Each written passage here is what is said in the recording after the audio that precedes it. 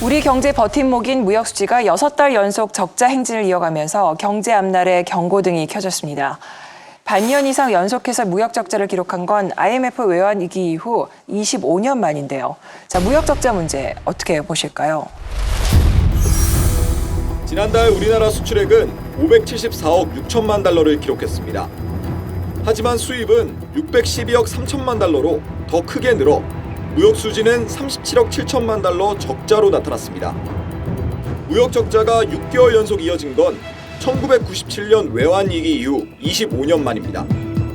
수입 증가의 가장 큰 원인은 에너지 가격 급등입니다.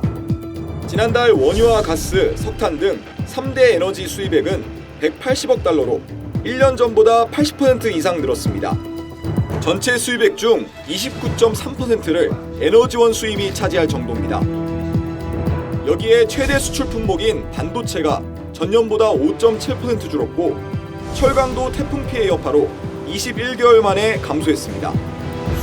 우리나라 적자가 굉장히 늘어나고는 있는데 지금 외환 보유고가 아직 넉넉하니 괜찮다라고 하는 건 돈은 뭐 많이 안 벌리지만 내가 벌어둔 돈이 있으니까 아직 괜찮다 이런 거랑 비슷한 거잖아요. 그래도 마음은 불안하잖아요. 그만큼 소득이 들어오지 않으면. 그럼 이거 굉장히 불안한 상황 아닙니까? 쉽게 생각하면 우리가 외환 보유액이 한 4,300억 달러 있으니까 많이 있다. 네네. 뭐 그렇게 생각하지만 외국인이 우리나라에서 주식에만 6,500억 달러를 투자하고 있어요. 채권도 2,000억 달러. 그러니까 8,500억 달러 외국인이 투자하고 있는 돈이고요. 그다음에 빚도 한 6, 7천억 달러 돼요. 그러니까 4,300억 금액은 많아 보이지만은 외국인들이 갖고 있는 갚아야 할 빚이라든지 주식 채권이 너무 많아서 만약 나간다고 그러면 감당이 안 되는 그런 상황이죠. 근데 증시가 다 떨어지는 게 지금 우리나라만이 아니잖아요. 전 세계가 다 그렇잖아요. 그렇죠. 전 세계. 근데 왜 우리나라 낙폭이 그렇게 클까요? 가장 큰 이유는 예. 외국인이 주식시장에 차지하는 비중이 30%나 되기 때문에 외국인 손에 좌지우지 되다 보니 빠져나가면 확 빠지는 거죠. 게다가 지금 이제 우리나라는 이제 그야말로 수출을 먹고 사는 국가인데 지금 미중 간의 갈등 때문에 오히려 지금 이게 우리 유탄이 한국이 맡고 있어요. 미국이 반도체 뭐 이런 거 등등 대중 수출을 규제하는데 우리나라가 반도체 수출 전체 20%를 차지하면서 대중 수출이 제일 크거든요. 그러니까 이번에 반도체 수출이 마이너스로 돌아서면서 타격을 입으니까 외국인들이 볼 때는 이거 삼성전자도 안 되겠다 해서 이제 빠져나가는 거죠. 그러니까 이제 크게 요약하면은 우리나라의 외국인 투자 비중이 너무 많다. 뭐 이렇게 볼 수 있겠습니다. 근데 이제 오 교수님하고 거의 뭐 같은 생각인데 이 부분은 좀 논란의 여지가 있어요. 뭐냐면 외국인 투자가 30%다. 네. 한 37%까지 갔다가 좀 줄어들었는데 지금과 같은 외환이 굉장히 부족한 상황에서 외국인들이 비중을 더 줄여야 된다? 그럼 그 사람 더 팔아야 되는데 저는 그래서 그거는 장기적으로는 몰라도 지금은 이제 그 이야기를 할 때가 아니고 지금 우리가 환율이 불안한 가장 큰 원인은 두 가지라고 봐요. 하나는 한국에 너무 기업하기 힘들잖아요. 기업들이 더 이상 가능성이 없다고 생각하고 나가는 거. 이거 어마어마하게 나갑니다. 1년에 뭐 600억, 700억, 800억, 900억 달러가 나가고 있는 게 문제고 또 하나는 외환 보유고가 4,300억이라고 뭐 세계 7위다, 8위다 되게 자랑을 해요. 근데요. 그중에서 현금은 6%밖에 없어요.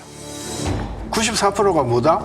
채권이에요. 채권도 정부채면 괜찮은데 절반이 회사채 같은 거예요. 그리고 더 무서운 거는 그게 다 달러면 괜찮은데 그 중에서 35%가 달러가 아닌 EU나 일본 채권을 갖고 있는 거예요. 그러면 지난 몇 달 사이에 일본 엔화 많이 떨어졌잖아요. 그러니까 거기서 엄청난 지금 손이 생긴 거예요. 그래서 지금 우리 외국인들이 보기에 한국이 가장 걱정스러운 거는 왜 한국 기업들이 자꾸 나가지 하는 거에다가 한국이 4,300억을 갖고 있다고 하는데 저게 건전해? 들여다보면 건전하지 않다는 거죠. 저는 그래서 키는 한국 기업들이 밖으로 나가는 걸 좀 자제를 해줘야 돼요. 근데 그게 아니, 나가고 싶어서 나간 게 아니라 아니, 그러니까 미국에서 자기네 원래 나가고 싶어서 나라 나간 안에서 거지. 조립하지 않으면은 이거 IRA법 같은 거 만들어서 전부 다 전기차도 미국에다 메이드 인 USA 해라고 해서 우리가 지금 나가고 있잖아요. 배터리 공장, 자동차 공장. 최근에 이거 어떻게 조사해봤더니 현재 미국에서 착공 중인 배터리 공장이 14개나 돼, 한국 공장. 한국 공장이. 그러니까 국내에서 일자리가 생길 수가 없어요. 왜냐하면 미국에서 전기차를 생산하려고 하면은 50% 이상을 미국 내에서 생산되는 배터리를 써야 한다는 얘기고. 그러니까 우리나라 옛날에는 한국에서 배터리도 만들고 이제 이렇게 해서 공급했는데 이제는 배터리 공장 미국으로 안 가면 안 되거든요. 이게 미국의 IRA법 같은 것이 굉장히 지금 문제가 많은 법이에요. 바이든 대통령은 친서에서 인플레이션 감축법 IRA에 대한 윤석열 대통령의 우려를 잘 알고 있고 열린 마음으로 협의를 지속하자고 했습니다. 바이든 대통령이 충분히 이해하고 있다는 것을 제가 확인을 했고 하여튼 긍정적인 방향으로 우리 기업에만 별도의 불이익이 가지 않도록 대통령실은 이번 친서가 두 정상이 지난달 런던과 뉴욕에서 여러 차례 만나 협의한 결과를 토대로 작성됐다고 했습니다. 한국 기업에 대한 배려를 해 나가겠다는 의지를 피력한 것으로. 저는 앞으로 6개월 이내에 환율이 1,500원 넘어가는 이런 상태가 오면 우리나라 주식을 투자했던 채권을 투자했던 외국인 투자 가들 뿐만이 아니고 한국 돈을 가지고 있는 사람들조차도 달러로 바꾸고 가려는 그런 그게 생기기 때문에 저는 6개월 동안 어떻게 외환수급을 잘 관리를 하는가 그게 더 시급한 문제다. 저는 그런 차원에서 지금은 비상 상황이기 때문에 될 수 있으면 가능하면 달러를 많이 빌려와라.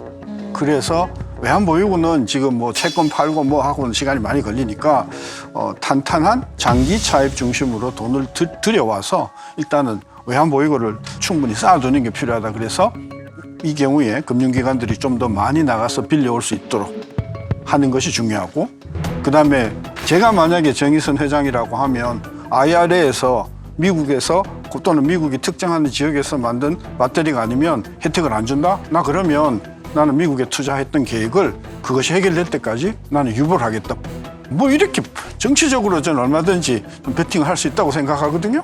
따라서 해외 투자 좀 자제하고 그리고 해외 여행 좀 자제하고 그리고 가능하면 달러를 많이 지금 빌려와서 일단은 우리가 장전을 해놓는 것 이런 단기 대책이 시급한 때지 뭐 그냥 구조적으로 뭐 그 외환 보유고를 하는 거는 시간이 많이 걸린다고.